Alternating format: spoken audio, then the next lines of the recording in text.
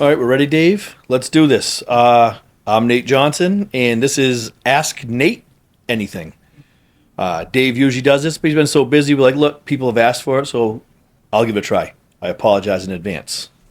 Let's see here. Questions. Oh, this one comes from Mad Dog. Nice. Mad Dog asks, when are we going to see you do burnouts in the Mark V like you did in your Mark II at Open House? So I'm assuming we're talking the colored burnout. I don't think I'll ever do that again. That was crazy. It was fun. I don't even know if they make those tires anymore, to be honest with you.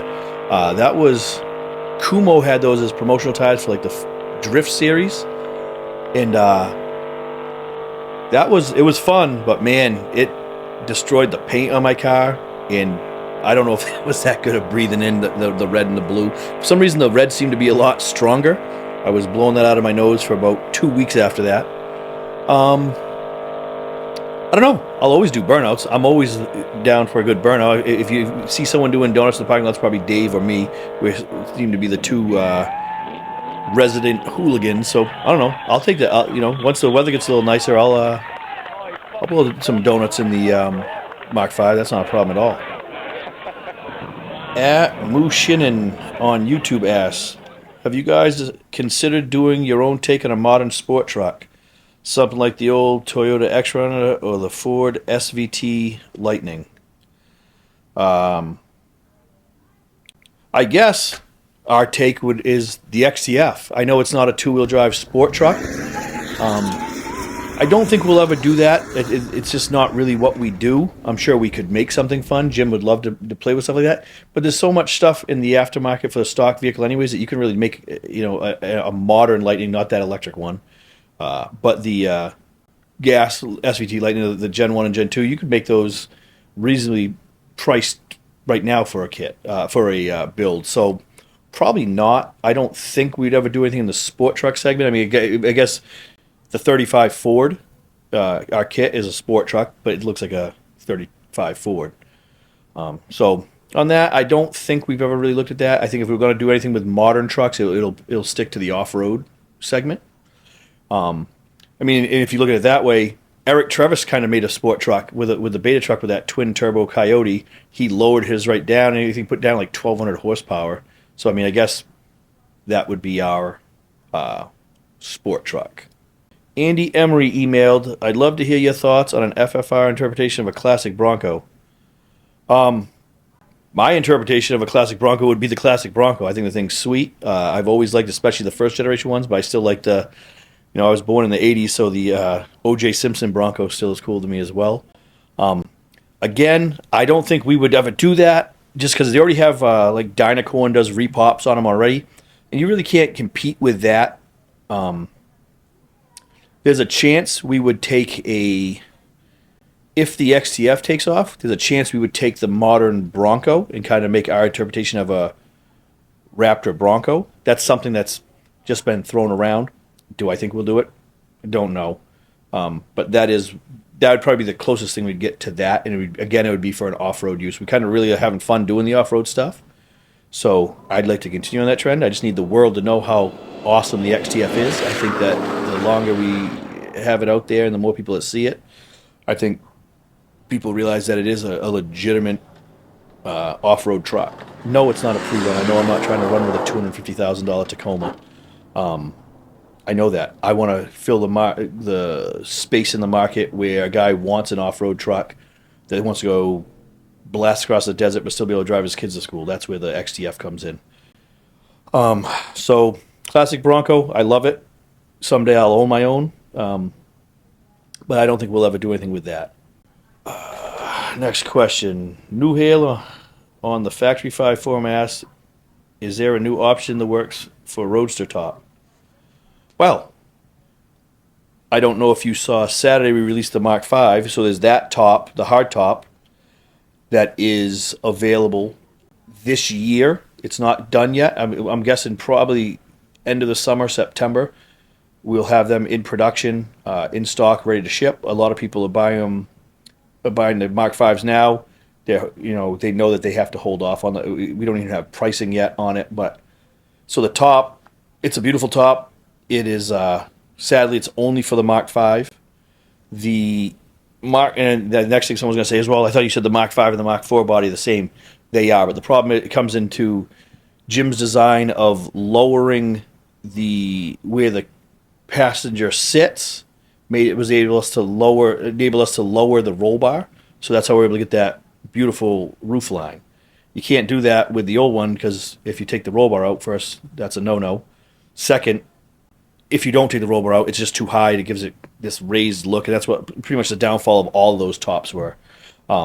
Soft top, we had those made for years. The vendor basically couldn't keep up, and I don't know if he kind of went out of business, but we are looking at making a top as well, basically that top. So I would say midsummer we should have answers on both of those. So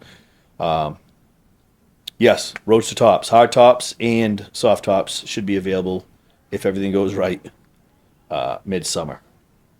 Robert McCabe asks on Facebook, what are the chances of getting a body that's all prep work completed that just needs paint? That would be nice even at a price. Robert, I couldn't agree with you more. My background here is I was the composites guy for the first 12 years of my career here. I still have an active role in the molding department of just helping out, with more of layup quality and stuff. So we talk with me and Kyle, who's the one who runs it over there, my good friend. He's worked with me for close to 20 years. We have gone back and forth with being able to do it. If you see the Mark V, again, I would go back to look at our release of the Mark V, the unveiling we did Saturday. I probably shouldn't say that because I don't know when you're seeing this, but Mad Dog can probably clean this up and give you a point, maybe a link or whatever you computer guys do. That's about as close as we're going to get, and the goal is to keep these molds super tight. We usually do a turnaround time we'll lay up to 100 pieces out of a mold, and by then the seams are all worn out. Pieces break off every time you pull the mold. It's just the nature of fiberglass. It's a very violent action of stripping the two pieces away from it, so it chips, and then it gets bigger and bigger, and it looks like a mohawk. We have taken the time before to take all the seams off. They're not really seams, they're parting lines, and then re-gel coat it and polish it up. It adds a lot of time, and it's still not it's not like paint ready. And that was my biggest fear, is that someone thinks, well, I can just shoot this thing with primer and then scuff it and put a color on it. They'd be very unhappy. Fiberglass is going to have highs and lows in it no matter what in those areas. So for me to add that to it, I've had customers that actually take gel coat kits and lose the seams, and they actually look pretty good.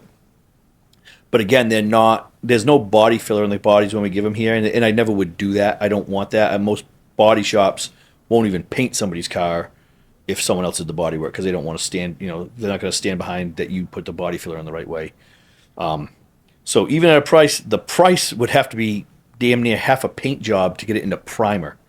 And again, once you do that, the primer's only good for so long, and then it's going to have to be reshot before you color it, before you put the final base coat and clear coat on it.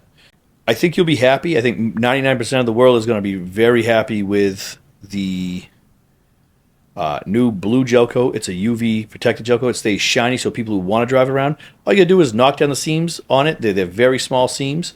Instead of trying to pull 100 pieces out of a mold, I'm going to try to pull 30, 40 of it. And it adds a lot of cost because I'm making brand new molds. I'm not even repairing the molds. I will dump them and put new molds in just to keep these seams tight, because the Mark V is by far the best kit we've ever built, and it should be. It's the fifth rendition of it. The Mark IV was great, and the Mark V is just that much better. So I think you'll be happy with that, Robert. That it should look pretty good the way it is. So I think that's probably as far as we're going to go with it. I don't think we're ever going to knock down the seams and try to do final body work and radius edges and all that. Let's see here. Slap Chops on Facebook asks, do you think someone 6'4" could fit in the new Mark V chassis? Dude, without a doubt. Mark Doherty, I think some people say he's 6'4", some say he's 6'6". I don't know. The guy looks like he's like 7 foot to me. He's I'm a full-figured gal myself, and this guy just towers over me. I've known Mark for years. We joke around, and all kidding aside, he just slides right into the thing, and it's weird to see Mark sitting in the car, and he looks like a normal sized person. Before he was like poured into it, and he was looking right at the windshield bar. Now he actually sits at the right place. He has a size 14 shoe. He's in there, and he can actually heel toe. It's light years ahead of what the Mark IV was, and every year, every generation, it's gotten better and better. But yeah, 6'4", dude, you'll fit in there no problem. It'll be comical if you've sat in any of the other ones. When you sit in it, you're like, wow, this is how all these little guys feel.